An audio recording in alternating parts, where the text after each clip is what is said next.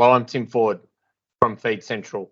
It's great to see the rain over the last few days, and this is a special market report update to give our clients an update on how the rain across southern Queensland and New South Wales will impact the market or is impacting the market. So great to be here, and we'll get stuck into this.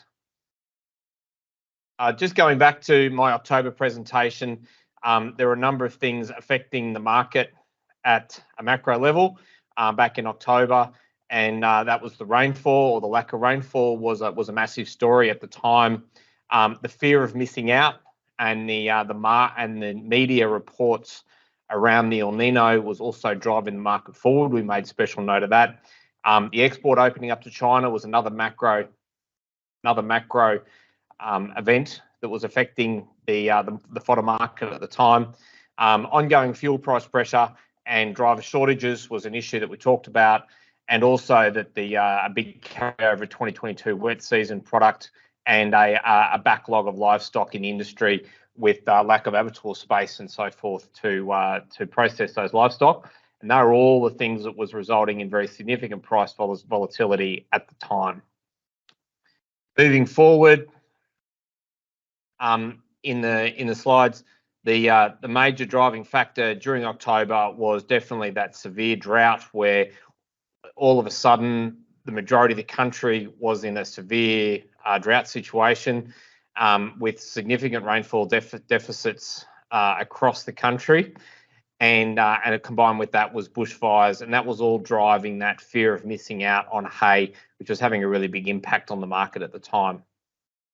The November rain has been reasonably significant, especially across the worst of the drought-affected areas and through southern Queensland and northern New South Wales, and also across the worst of those bushfire areas.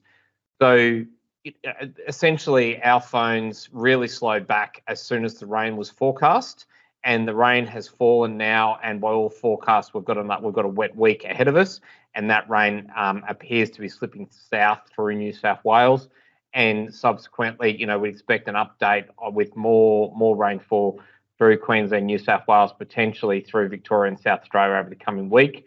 In our view, that's bringing the market back to normality, removing the FOMO that was existing in the market and taking a lot of pressure off the market.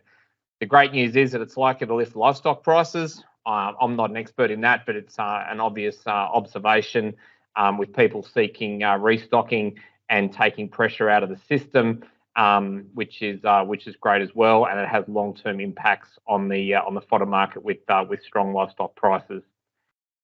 Most importantly, the rain is giving people the opportunity to take a breath and make balanced purchasing decisions around feed. Also, a special note is that there was some rain event in late October, while there was some product on the ground in windrow, and so we're just advising people just to express caution when buying new season product. The majority of new season product made early in the cutting and windrowing and harvesting season was exceptional quality, but as we're moving through the season, we're seeing increased quality, slightly downgraded quality from product being in the windrow for an extended period of time, particularly through northern Victoria and the Riverina, which were the areas that did get some rain and showers while that product was in the windrow. It's nothing serious, but it's just to caution. The other thing to be caution of is hay that's been stacked outside. There is quite a considerable amount of hay that's stacked outside, which would have some weather damage, at least on top bales. Our experience is that hay stacked outside generally has damage to top bales. If there's enough rain, second row bales and third row bales will also be damaged, and bottom bales can also, in wet periods, suck up hay. So, in all our publications, in all our advice, we go to great length to advise growers to take caution when making hay and to ensure that they've got the shed space and so forth to handle it. We'll get into some statistics in a little bit about what quantity of hay is stacked outside without covers. So the tips going forward for sellers is to, if you're a seller of hay, and if you were seeking those high FOMO, fear of missing out, opportunistic style prices, we recommend that you realign your expectations to a more normal market period. Sellers should also expect buyers to honour their commitments. So if a buyer made a commitment a week or a fortnight ago to a seller, then it's perfectly within reasonable expectations that that buyer honours that commitment. And that's a really important thing that should be. We're not the wild west in the hay market anymore. I think it's important that all parties do their very best to honour their commitments. For sellers, look after your product. If you've got the opportunity to shed it, great opportunity to shed the product. Test for moistures, put high moisture bales aside, and to really invest in that product because it will pay dividends over time. Most importantly, for a seller, our continual advice when making hay is to ensure that your cash flow and sheds are available to avoid a panic sale. If you've got outside stack product and you don't have sheds and you need cash flow, that's when we see panic sale creep into the system. And so we encourage all sellers to have the cash flow requirements and sheds and so forth in place to be able to hold that hay for a period of time and sell it over a period of time. So the key point there is, in our view, the market has returned to a more normal selling system or more normal selling period. And by normal, we mean that the fear of missing out has been removed from the market with the current rain event. And we're back to normal, which means with hay, you're looking at a 12-month sale period to be selling good quality, to be selling your hay over the period. Tips for buyers going forward: earn your reputation and honour your contracts. If you made a commitment to somebody last week before the rain and you think the market is going to decline, just encourage you to rethink that and to honour your commitments.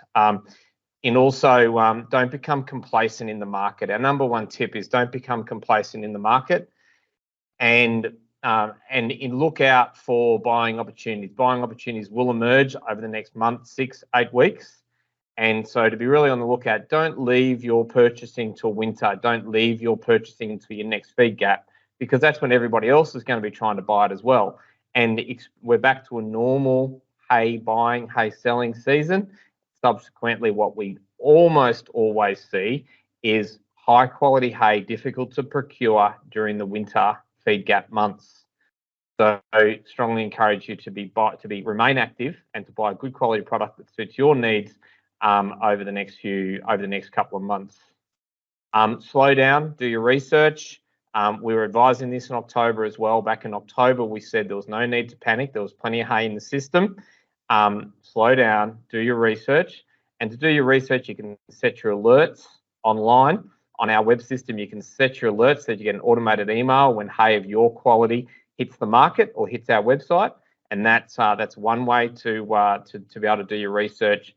And the other way is to form relationships with our sales team and form relationships and enhance your relationships with suppliers.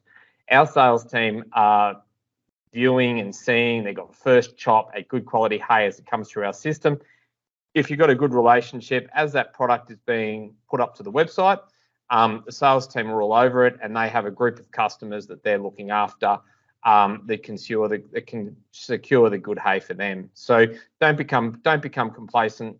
Do your research and maintain great relationships with suppliers is the key message there.